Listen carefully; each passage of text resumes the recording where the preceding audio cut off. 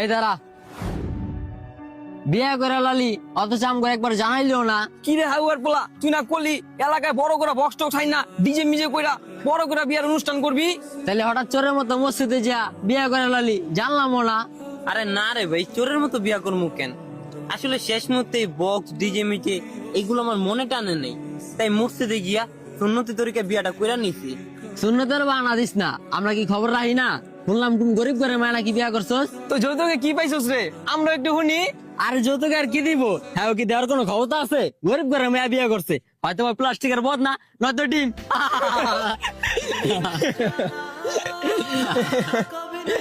তোরা আমার জিজ্ঞেস করলি না আমি যৌতুকে কি পাইছি? আসলে টাকা পয়সার হিসাব করলে ওই ফ্যামিলিটা একটু গরিব, কিন্তু আমি যৌতুকে এমন একটা জিনিস পাইছি যার মূল্য দেওয়ার ক্ষমতা এই পৃথিবীর কোনো কোটিপতিরও নাই।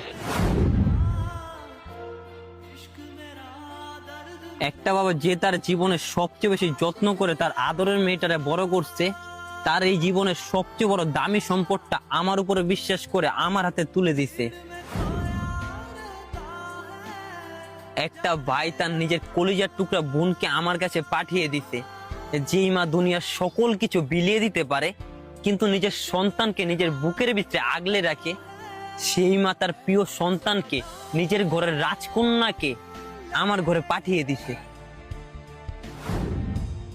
এরপরও তোরা বলবে আমি কিছু পাই নাই। একটা আত্মজ্যান্ত পবিত্র মন যেটা আমার ঘরে আসছে, এর থেকে দামি, এর থেকে মূল্যবান কি সম্পত্তি আছে এই পৃথিবীতে? যদি আল্লাহর রহমতে একটা খাঁটি মনের জীবন সঙ্গে পাওয়া যায়, তবে তো আমি এই পৃথিবীর সবচেয়ে বড় ভাগ্যবান, আমি ধনী ব্যক্তি। এই তোদের মতো কিছু মানুষের জন্য এই যেমন